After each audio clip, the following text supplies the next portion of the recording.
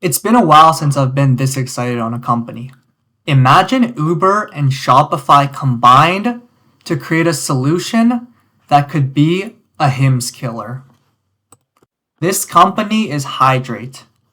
Hydrate's first vertical is basically Uber for nurses. A nurse can sign up, a user can sign up, and the user can request the nurse to come by and give them an IV drip or whatever service they may be in need of. This has done decent numbers to the tune of over 15 million revenue, and it's growing pretty fast at about 40%. What's more exciting is their next business, but before that, I want to show you HIMS' gross margins. As you can see, HIMS has had a great gross margins. This is because HIMS does not have that much competition. The solution is VSDH1. VSDH1 allows companies with their existing brick and mortar to launch direct-to-consumer healthcare solution in just days. As you guys know, it's extremely complicated for companies to enter the direct-to-consumer healthcare space due to all the regulatory and legal challenges. And essentially, as I mentioned with HIMS having that great margin, it's just because there's such a high barrier to entry.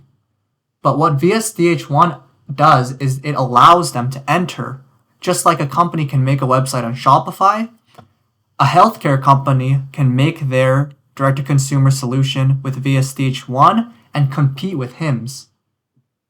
It's very great in the sense that this is the first company to do so, and this vertical has enormous opportunity. So management has spoken on this vertical, and by the year end, they are projecting around 1,000 licenses and 1.3 to 1.5 million services. Now, I'm showing you all these numbers, which I pulled from Twitter from a user called Convexities. Basically, this is just a simple sheet with some napkin math showing you what numbers they might be able to do. Assuming they do 1,000 licenses, each license provides about 5 to 20 orders per day. Take that midpoint, you get 400,000 monthly orders, an average order value of 150, which roughly matches HIMS' average order value. You get monthly sales. So essentially, there's the cost of goods sold. Hydrate will slap their markup, and then if they have to pay 10% of their royalties to their parent company, Victory Square. After that, we're looking at net incomes between 51 million and 78 million.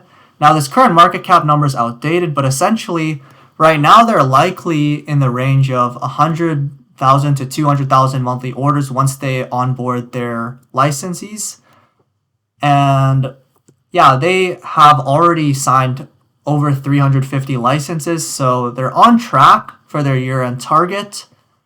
And we'll just have to see when more numbers come out, because right now we're speculating quite a lot, but no matter how you really look at it and how you really speculate, this company is extremely undervalued unless their new vertical turns out to be a complete dud and, like a fraud or something. Because right now, even with 350 licenses, this company is absurdly undervalued. So if you look, they launched their VSDH1 in the late second quarter of 2024. Since then, the stock has skyrocketed, but it's seen a very sharp correction, largely due to the fact that it's illiquid and mostly retail traders, but also due to the fact they've done an offering. So one thing that I want to bring up with this VSDH1 is just an example. So Drip Bar has a ton of brick and mortar stores, and they didn't have any direct consumer business, largely due to complexity, I would imagine. And they were able to launch their direct-to-consumer using Hydrate's VSDH1 platform. Now, I'm sure there's a ton of these places with a ton of brick-and-mortar shops, but that just are struggling to get direct-to-consumer, and Hydrate can help them do that. Now, I want to look at this offering, and essentially, they were trying to raise 4 million, but they can raise more just depending on how things go. Essentially, they want to use their money to clear their working capital deficiency, and after that, they will have some unallocated working capital and some for growth, essentially. Now, they closed their offering earlier than expected. They already received their commitments over 4 million, so that's essentially showing that institutions are willing to jump in and support this. This company has drawn a lot of skepticism, partly due to its parent, partly due to its size and how it is, but just seeing that institutional support is good. One thing that I do want to note, and it's pretty unfortunate, is their offering terms are horrible to say the least. Essentially, they did their offering at a discount of 17%, 1.55 per unit, but not only that, they're giving units that entitle them to 1 warrant at a price of 2. Now, why I'm upset about their offering is because they did their offering 1 at a huge discount to the market price, but not only did they do that, they also gave a warrant at a price of 2, which, as I shown in the earlier frame, they were trading at $3 just a few weeks ago, and they're giving a warrant at 2 that can be exercised for 3 years. So definitely not the best terms. I'm not super excited about that, but right now the stock is trading out $1.38, and with institutions being willing to purchase these units for $1.55, I mean, at the very least, it does show that they're more bullish than the current price. But a perfect share structure essentially got ruined by this offering. Now, one thing I want to show you, this is just on a forum, and it's pulled from Discord. So there's Victory Square, which is Hydrate's parent company. And essentially using this capital, one of the main things they want to do is uplist onto the TSX. So essentially right now they're trading on the TSX Venture. Uplisting to the TSX will help bring more liquidity so more institutions can join. It's just, with any uplisting, really, it's just a bullish thing to do. And given that they meet their projections and their enormous projections, eventually they're going to look for a NASDAQ listing.